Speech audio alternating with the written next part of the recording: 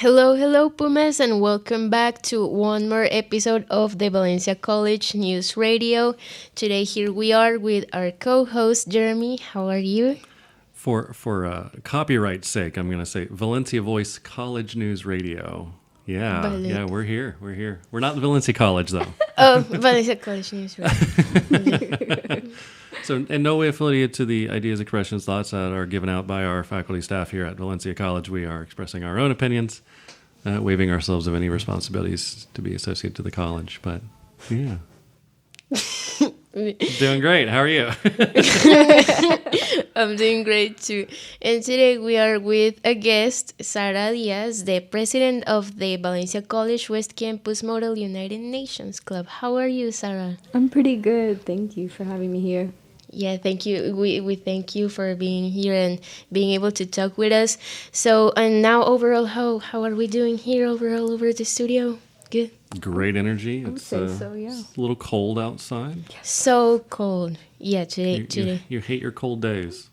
Always. We are in the most colder station of the year, so it's my nightmare. Yeah, and I'm loving it. I got my windows open. I was waking up chilly, and my little feetsies were freezing when I went to use, middle of the night, went to use the facilities. It was great. Yeah, do you like cold?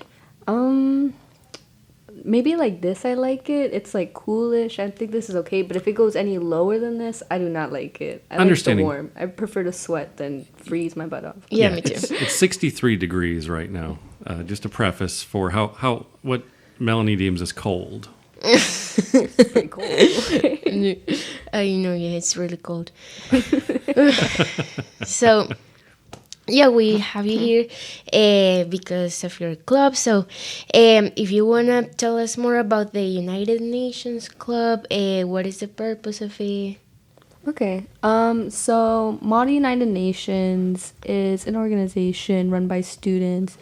It usually is an educational simulation to simulate the United Nations and what they do. Mm-hmm. We'll talk about diplomacy, international relations, foreign affairs. We'll talk about global concerns. We'll also try to teach the students to become a good global citizen. That's what we really want to advocate for, having conversations, having discussions, and like having everyone be in an open mind, because everyone comes from other countries and we also have to represent other countries sometimes. Right. Yeah. So we have to like do our best as we can, even if our opinion sometimes doesn't align with them. We have to respect the other countries and certain issues. So yeah. Learn to compromise. Yeah. Definitely. We definitely try to do like a lot of discussions where we're trying to solve an issue as a group, as a whole, and where it works for every other member state instead of just like your member state. It's like everyone else. You're thinking of the whole globe. So yeah. So you have a pretty wide cultures like in the club, because you said you have a lot of international students. Yeah, so we've had some students that come from South Africa. We have had students that come from Ecuador. We have people come from Venezuela. A lot of Americans. We had a few people there from Korea. We have a few students from different areas that come, and obviously they bring their 2 cents into certain discussions, because sometimes we don't have them represent a member state, and we'll just have them represent themselves and their opinions, and we'll have just conversations within ourselves that's like, something like, you can represent yourself, we want your opinion, but be respectful, of course. And you mentioned member states, so tell us a little bit about what does the United Nations itself do? So the United Nations is a group of 193, I believe, as of right now, countries or member states or kingdoms and islands that come together and try to solve a global concern. Mm-hmm. It could be a crisis. It could be like what's going on recently in other countries. It could be like general conversations like poverty, hunger. Right. It could be anything like that. And they're just trying to globally target those concerns and make the world be more peaceful, protect right of law, protect human rights. Help out in conflicts. We just saw the U.S. is proposing a United Nations resolution to support a temporary ceasefire in Gaza. We've heard that come through a couple times so far, has failed. Everything that's going on between Israel and Palestine right now. So they make some pretty big choices. I know that they also, before that, the UN also sent out some peacekeepers to help in Gaza. They just were pretty much asking for like medical help and stuff like that. They didn't want to get involved to see if it would like, you know, not get as worse as it was. Right. And then obviously they were like, this is still going. And At some point, yeah. And they were like, we're going to get involved. And that's usually run by the Security Council. They're usually like a smaller group of member states. It's not like all of them. And they like usually make the bigger like rash decisions sometimes. And like for crises like this. So, yeah. Yeah, and can you tell us what's your role and who are you? Oh, I'm president of Mod United Nations. I'm a second year at Valencia College. I've been doing Mod United Nations spring of last year. That's where I went to my first conference. I've been to 2 conferences. I've been to the one that's coming up, actually. The Sermon, the Southern Regional MUN Conference. I've been there one time, and then I also went to the National MUN Conference last semester in November. Oh, wow. So how long have you been in the club? I would say like a year and a half. A year and a half. That's pretty That's awesome. alone, yeah. Yeah, it's a lot of fun. I definitely like it. It's definitely different from what I thought I would be in. Yeah, which country did you represent? So my first country represented for my first conference was Gabon, which was kind of hard actually, because they're such a small country, and like having to represent a small country around bigger countries In was Africa, right? Yep. Yeah. It's near the Congo, so we were kind of chugging through it, but we made it through. We did really well actually. And then for MUN, we did Spain. We all did Spain. And we did pretty good actually too. For this conference, the delegates that are going, they're doing Haiti and Albania. We decided to get 2 member states. They're not big. That's why we have like a small amount of students. That's why we're picking 9. Yeah. But yeah, So those are the member 9 students will be going up. They're going to be representing Albania states. In Haiti. and and that's in a national delegate conference. Like a big group of people are going to be talking about a couple of topics. This will be the Southern Regional Conference. This will be a lot of Florida schools actually. When I went, there was a lot of like Broward, FAU, Rollins. A lot of those students also like. Was it Savannah State College? A lot of those students come, and we all do what we do anywhere else. We just have a conference, we go in our committees, they represent other member states, and we have a topic, and we try to find the best solution for the topic. Wow. So it's a lot of research. Yes, a lot. A lot of reading the news, a lot of reading statistics, any history, knowing about the culture, the religion, anything like that. Now, is this your position on where you think the country would stand on these issues, or is it your collective research on where the best resolution is going to be? Is it more about should we try and emulate the country we're representing, or is it more let's come up with a solution that may be not something that country would agree with? So we definitely don't want to oppose the country that we're representing. Mm-hmm. We definitely are trying to embody that member state as much as we can. We're trying to be like if we were an actual UN representative. So we embody like the culture. Gotcha. We embody like the statistics, the facts, all that stuff that we can find, obviously within our limits, as much as we can. And with that information, we originally, it's a big process that goes into before even going to conference. It's like you have to write a position paper, which is you're writing the position of your member state representing and what solution you want to bring to the table when you go to conference. And then other schools will do that. You'll read theirs. Oh, okay. And then once you go to conference, you guys all meet. And once you all meet, everyone will try to find the best solution. And there will be a bunch of resolution papers. We all vote on it. And if it passes or doesn't, that's what happens. So, yeah, it's really interesting. Yeah, and what are some topics that you've been talking about lately? So, lately we haven't really been talking a lot about any topics because we've been getting our delegates ready. Oh, okay. But we definitely have some stuff ready. We definitely want to use this simulation to get people used to like the system of Mod United Nations called My Diplomat. Okay. It's like an app. It's really helpful. It's so helpful. but we're probably going to use one Wow. of those. It usually has some pretty good topics. One of them we did last semester was a Syrian refuge topic. Oh, okay. We also did a zombie apocalypse one. Really? Yeah. And how was it? It was a lot of fun. I mean, I didn't participate in like delegating, but I was running it, and Right. everyone seemed to love it. And I want to definitely bring that back this year and see like other topics that they have. Because like the World Health Organization did come out with like how to survive a zombie attack. Yep. So I mean these are relevant topics. I mean even if it's, Obviously, you never know. never know. Especially how COVID and all of our epidemics coming out, our pandemics that are happening. Who knows what the next strand will do? Is it Yeah. zombie ants or otherwise? Oh, don't say that. That's scary. Oosh.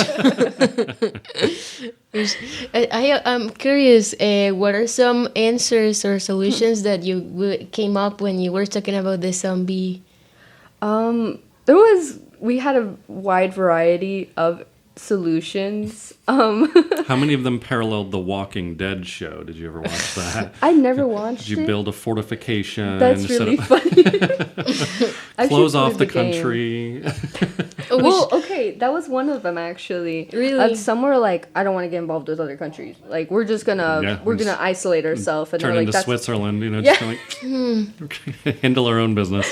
pretty much. And then there was other ones. We're also like, you can be silly with this one. This also wasn't a very serious topic. So some people were like, I'm gonna like start a rampage of like killing zombies as much as we can. Yeah. And then there was other ones that were like, we're gonna focus on like vaccines and like border control for Sure. like to not have it. It was really interesting actually. Some students were like actually really smart with it. They were like, we're gonna team up with other member states to like work on a vaccine, or they're gonna Right. give money to the member state to make a vaccine or do research or We like something like these that. guys. We're going to have them work on our vaccine. Yeah. So send them some money, then we're going to use the vaccine. Yeah. I mean, that's how it works in the real world, right? Yeah, So- that's actually a really common solution to see, especially with like the P5. The P5 are like the big member states. It's the US, the UK, China, Russia, and France. And sometimes you can include Germany, but those are the P5, and they have like a big role. And sometimes their solution was like what students do and what the UN does. They just give money. And that honestly is really helpful. Yeah.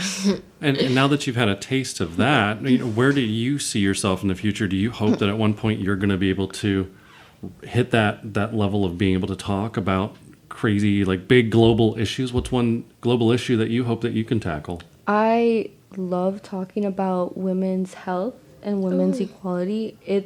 I don't know why. There's something about it in like children's health. I love UNICEF. That was also my first topic I had during conference, and I'm like a diehard Wow. for it. So I'm also a pre-med student. So I'm actually not like a poli-sci or international relations. So when people are like, how are you the president of this club? And be Right. like, I just love this for Just some passion, reason. Yeah. But it definitely made me think about doing public health.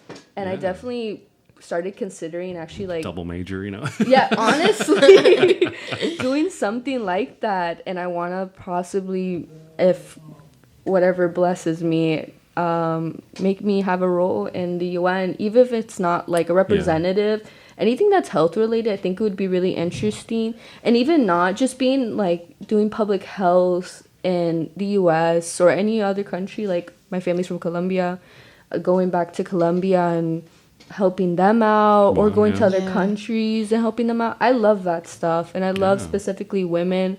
I love women's health. It's so interesting and so weird. So I definitely like Right. that. Melanie, what about you? What would be one?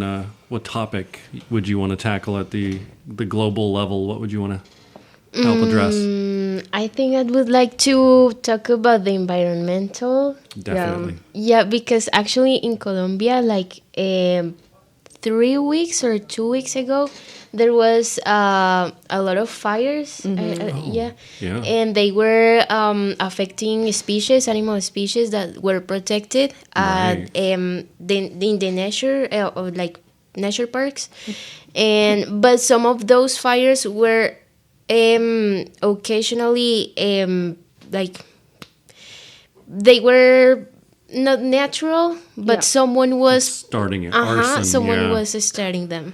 So that was the big thing, because like I don't know why people would damage their own country. Yeah. So it was really hurtful. So whether it was on purpose or accidental, it still caused a lot of damage. It risked hurting a lot of those species. Yeah. So you think you'd play on the environmental impact? Yeah. Yeah. And actually, they have to connect with other countries for help. Yep. Because it wasn't like for Colombia, it was too much going on, so they had to call other countries. Like I think Ecuador helped. I'm not sure. I'm not sure of the countries that helped to bring in like aid essentially to help firefighters and stuff like that. Yeah. It's awesome. See that collaborative effort and how people handle natural disasters like that. You know, the Ring of Fire is a big part of the United States and so many other countries, Philippines, Japan, and we get a lot of volcanic activity out there. So anytime we have things like tsunamis, those are critical life events. Those are things that can impact large populations, large groups of people. So just having someone there to represent a voice on how to get aid out to those spaces. I know while I was in the military, I worked missions involved with hurricanes. We had a lot of hurricanes come through Florida. So Hurricane Katrina, Hurricane Ivan, just right place, right time, ended up working in those humanitarian roles, and I loved it. I love being able to contribute. Yeah. So it's awesome what you're doing and getting involved to that capacity and that large scale and having to do so much research involved with it. I think it's a lot of research. The UN does help. They have sites where it's like the CIA fact book, and it gives you like a lot of information. BBC helps you out a lot. National Geographic's, because we had one of our topics last semester for the conference, my vice president, she did permafrost.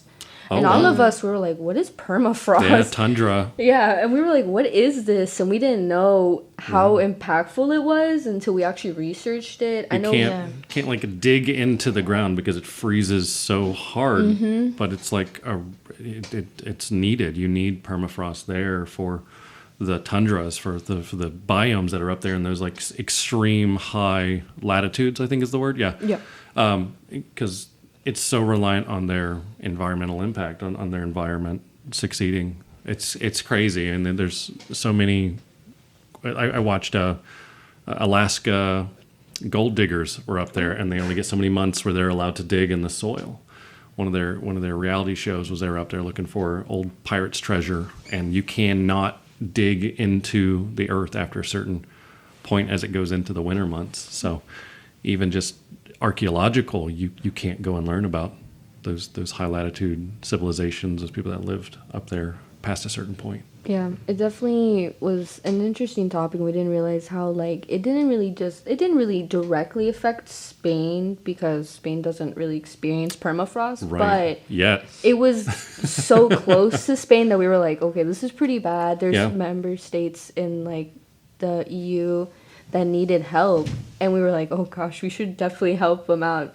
Obviously we can't really help them out literally, but in our head we're doing it literally. Yeah. So we were taking it for real. Like this is it's a simulation, but you're acting as if this were a real life issue, which is crazy. And I know that there's like for this conference there's waste management, waste supply, and then urban transportation, like making it more sustainable, I think it was. I don't remember off the top of my head, but we definitely do talk about like a lot of environmental concerns. It could be like just general global warming, or it could be like natural disasters. We could talk about like crisis disasters, like what happened in Japan with the tsunami that one. There you go. Oh, yeah. So if you're a civil engineer, architecture, if you like playing city skylines or any of the SimCity games, and you want to talk about traffic control, this sounds like the place for you. Like you have a hand, and there's a need for you to bring that video game expertise into the real world.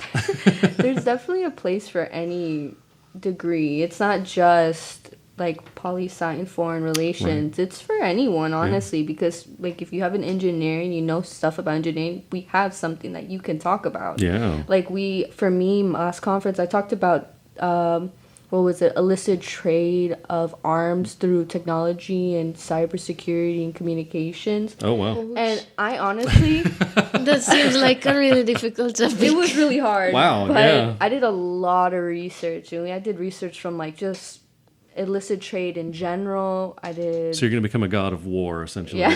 Right. Or what's it called? The War Dog. It was a Nicolas Cage movie that came out about that. Where I think I know what you're talking he's about. like he trafficked illegal weapons. Yeah. Oh, Man. And how long did it take you to do all your research? So we don't have a lot of time to do research, actually. We get around like a month to do research. A month? Yeah, around. We have our position paper for this year, for this conference, due March 1st. And our delegates are like right now working on it. Wow. And they were working on it last week. So they have to do as much research. Yeah. And you've got midterms coming up as well. Yeah. So you have to balance that workload on top of all of your academic stuff as well. Pretty much. And luckily, conference doesn't fall on finals, but it's pretty close to finals sometimes. Right. Especially, you mentioned spring break, right? Yeah. So, yeah, that's coming up. Conference will be the 21st to the 23rd. Goodness. And it's Thursday through Saturday of spring break, so they won't really have all their spring break for them. But that's what they wanted. So. It's commitment right there. You're missing out on the beautiful beaches as we're slowly returning back to spring. That's right. Melanie's going to be out there just enjoying the hot weather. Yeah. I need it 90 degrees. Yeah. No, more. Minimum 100. 100 degrees, yeah. A minimum of 100. She wants to see me light on fire, literally catch on fire. It's a little much. Pasty pale skin, but well, that's awesome. I know they're going to have a good time. My vice president, she's the head delegate. I was the head delegate for last conference because I'm not able to go this time around because I'm going to be competing in something else. So, there you go. Yeah, so I'm going to... Top secret project? Well, not really, but they all know that I can't go. Oh, okay. So I just couldn't go for now. And I wish I could, honestly. Be there in spirit. Yeah, I'm definitely in like the group chat. I'm gonna be telling like good luck. I'm gonna be calling them. I'm gonna do all of that just to go bother and know how everything's going. I know what that feels like. Running a newspaper, I get constant And texts. how are you preparing for that event? You said you were going to. For conference? Uh-huh. Okay, so for conference, we have to get them to do the position paper.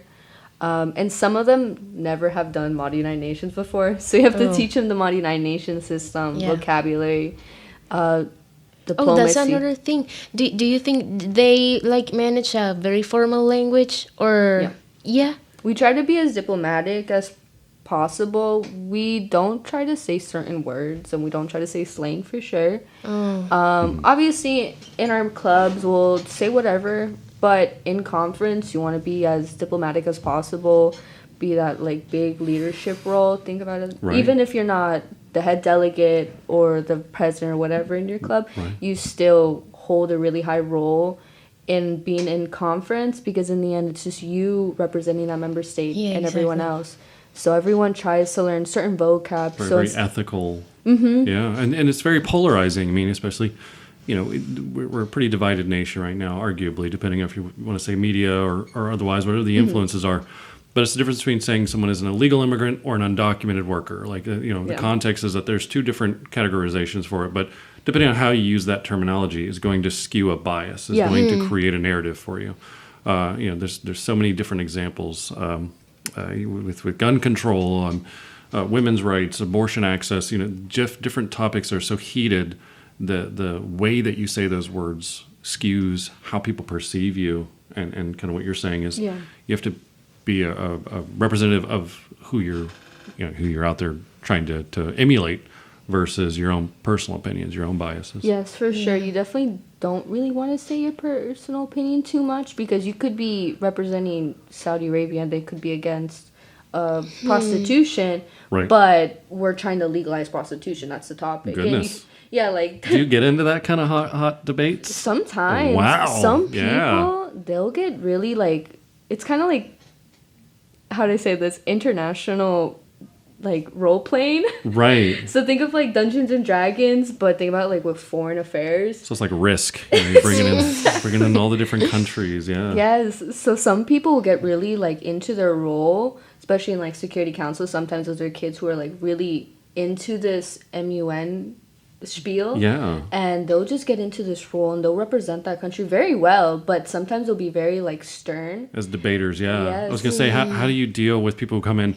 and they're just like unhinged? Like, do you have people who just go off, and how do you moderate that? So there is a thing called a dais, or the chair. They're the people who are running the committee. They don't obviously tell us what to do, but they're the one who are like kind of moving us left, right. Okay. They're the ones with the time because we get timed when we talk. Oh, how long do you have to? So it's usually set for 1 minute. If we're having a formal debate, you have 1 minute to say whatever. 1 minute. Yes. Yeah.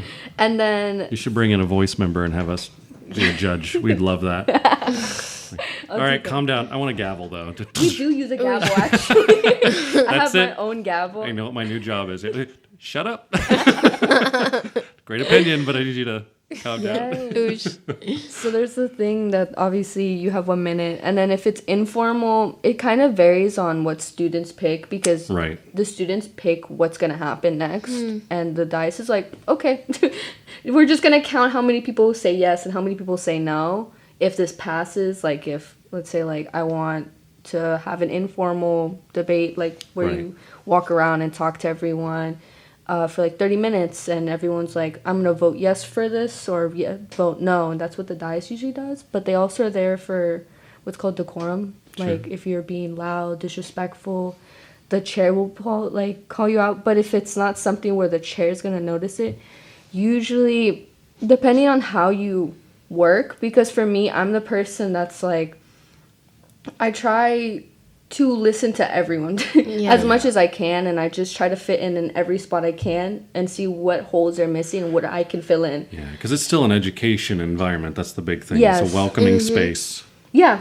You're welcome to share your opinions, but also understanding that there's going to be opposing views and different experience levels when it comes to talking about things. And people are coming in with, obviously their experience as well. So it may not be the right experience, or they may not have had enough experience about something. You're kind of saying you're able to guide them and help moderate that so you don't have one person up there all the time. Usually students who have experience are really helpful, or sometimes they're not. They're just really stubborn and they're like, I'm just going to gatekeep this. I'm going to keep it to myself. And you gavel it. Share your information. Yeah, right?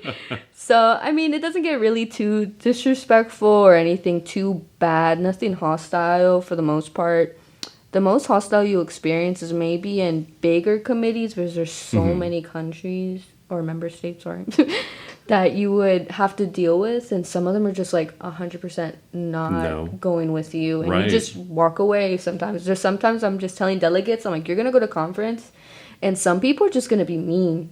Yeah. And that doesn't mean that's what they're representing. They're just being mean to be mean. You just scornful. You just leave. Like, just go and just ignore it. And if they say something genuinely disrespectful, then tell us. Like, we did have a few issues with other schools, and we had to step in, and we had to leave committee. We were like, this is actually disrespectful. And then we get the conference involved, and the conference is really big about harassment, respect, yeah, and it's a big deal. And if they do that, they'll kick the school out and never let them back. Wow. And these are rare instances, obviously. These things don't typically happen, but when they do, it's good to know that you have a support of 100%. The educators of the conference to kind of help quell that. And it doesn't have to be our school. Other teachers will support you, even if the teacher of the student will still support you. That's awesome. Yeah, it's really cool. Yeah, man, that sounds so intense and so awesome. Yeah.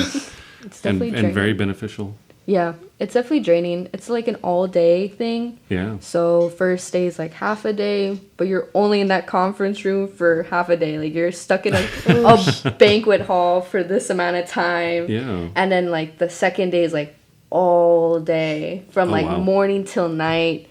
And then hopefully by the third day you're done. So you mentioned the conference. So what if a student wanted to join now, say coming out of the midterms, and they decide, I would like to be a part of the Model UN. What could they expect to be able to do in the club from now until the end of the semester? Okay, so right now we did pick delegates for conference. So obviously we are not accepting any more students for that.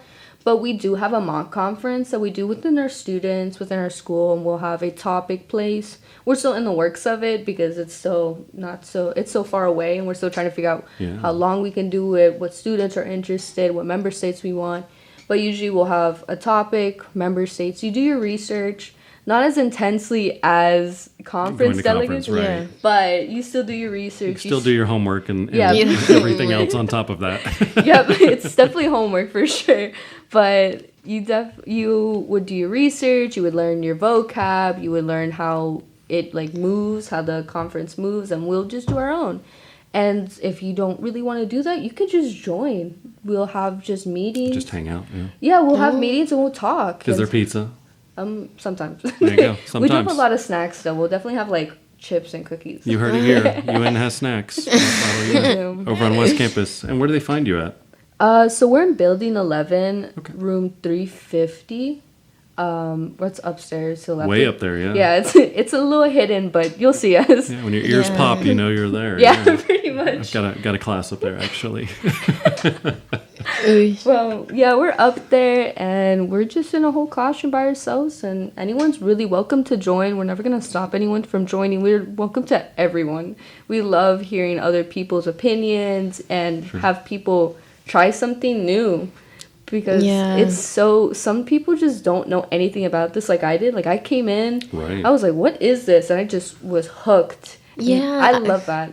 Actually, I know some students who want to join, but they are like afraid that they don't have any experience, or they are shy sometimes. Like, you have to do speeches, and some people are not so comfortable with talking in public. So what did you suggest for those students who want to join, but they are shy? So we did have a student called Vishal. His name was Vishal. He's still at the school right now. He's from India, and he was so shy.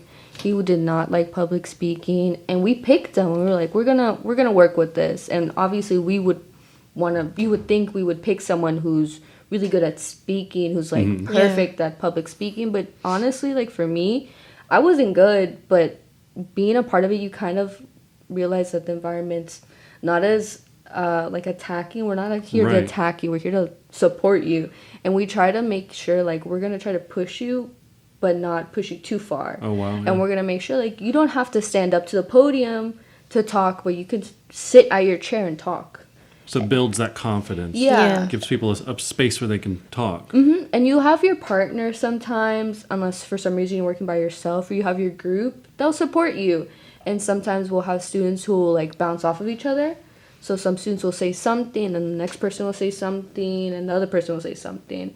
And we're like, whatever honestly works for you, but try it. We're like, we're here to help you. Like, if you mess up, I mess up. Like, I mess up pretty bad too.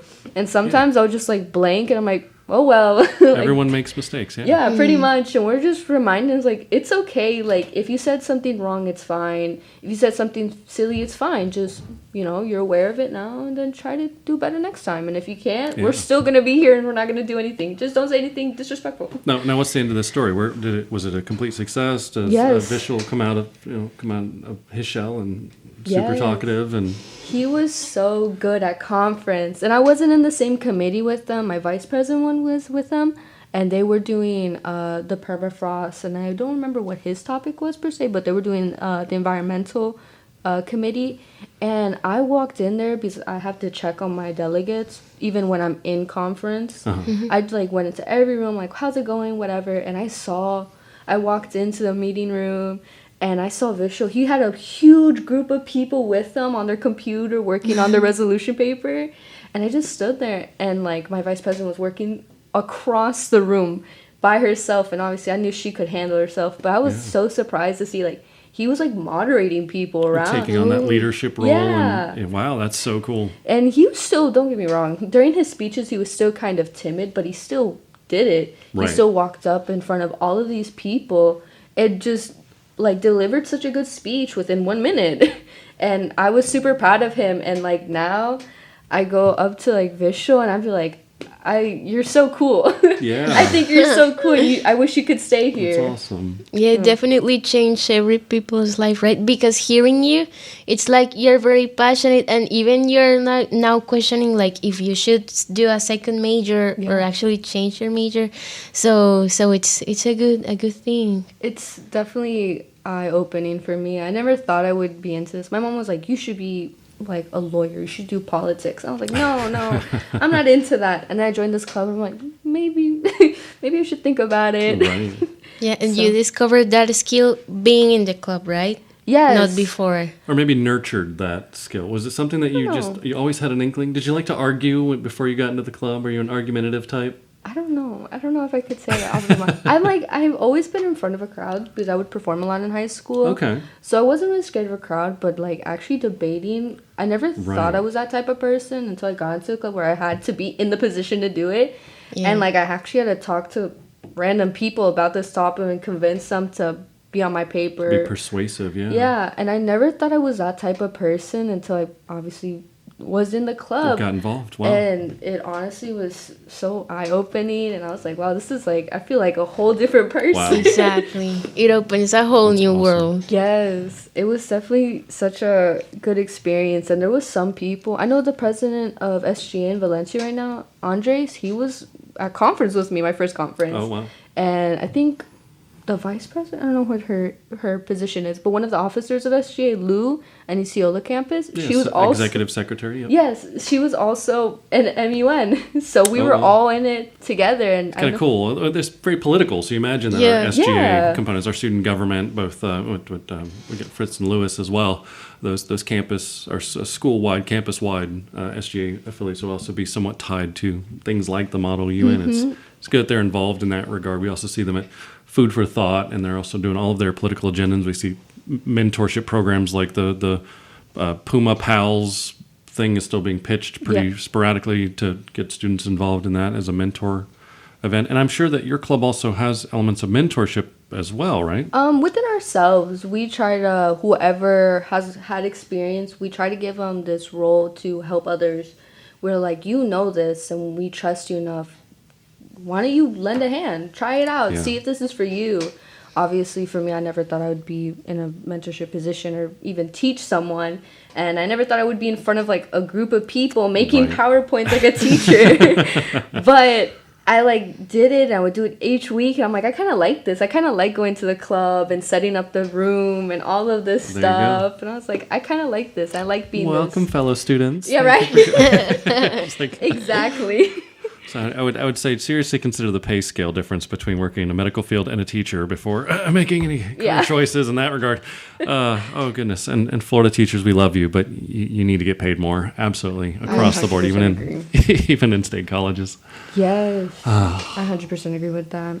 I don't know if I could Yeah. do teaching. Maybe not. Maybe not. Maybe not.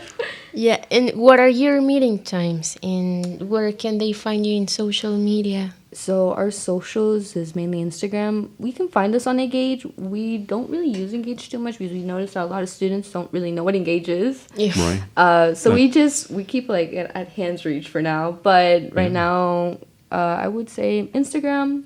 Follow us on VMUN West. That's our main Instagram. We'll post meeting times, meeting locations. Sometimes we'll just have an event, like we did the Valentine's Day event. Oh, yeah. And we had like a specific poster, and we did speed dating, and we did trivia.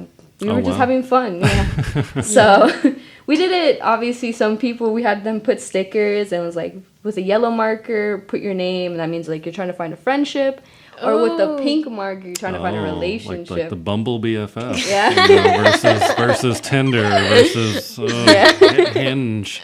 Yes. Oh, So we were that's, just doing that's that. spicy.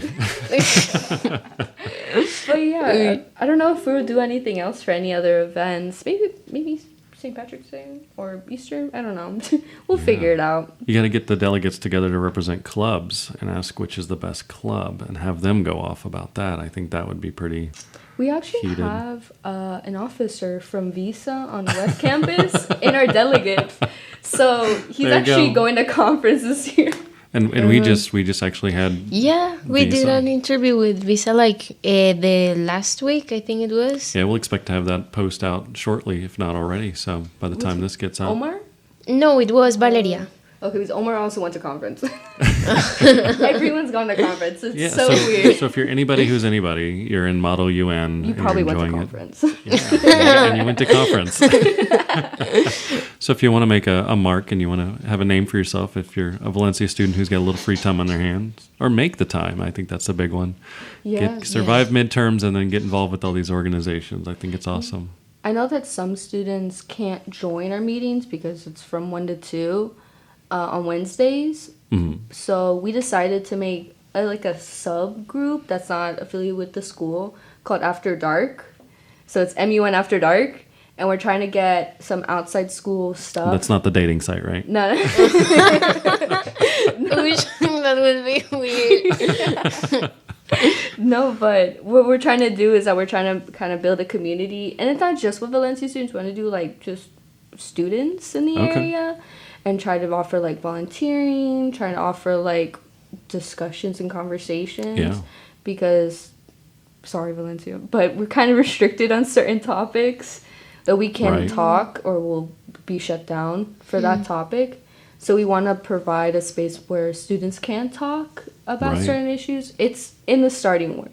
We definitely have an Instagram called After Dark MUN that you can find, but there's not much on there right now. But pretty much we're going to try to make that a community where students, mainly grabbing them from Valencia students, have them come and, you know, we're going to try to find anything that's like maybe something that's happened in our local area, like a bill passing that we don't really go for. We've got a lot. Yeah, I mean, even recently we have an article out for they're removing access to social media from anybody under 15. What? I did not see that. Currently going through the Senate. It is undergoing revisions, and Governor DeSantis says he's unlikely that it'll pass because of First Amendment rights violations, but Heaven Patterson is the author for that. I get to help work on editing that article. It's very informative. It's what the House went ahead and pushed it through, and the Senate right now is looking at making those amendments, those revisions, to make it a little bit more palatable. But yeah, the idea being is any child under 15 will not have access to social media. So I think that's a very relevant topic to college students, dual enrollment or otherwise, and those kids going into high school. We talk about cyberbullying on one side. Yeah. The malleability of the brain at such a young age. Should they be spending 10 hours a day on social media? What are the negative consequence of that is parental rights are being revoked because they're being told by the government your child cannot go on these sites. So it's that stricter, more stringent policy coming down from the state level of government. Just a fascinating article. If you hadn't already, go on valenciavoice.com and check it out for any of our listeners. But pretty intense, pretty intense overall. I didn't know about that. I think it's kind of interesting, actually. I don't know if I spend 10 hours on social media. Right. maybe a lot less. For those of you who aren't editors and can moderate your online internet time, I am I perhaps say I'm a 38-year-old man, and I still spend way too much time on social media. I can't imagine the life of a child.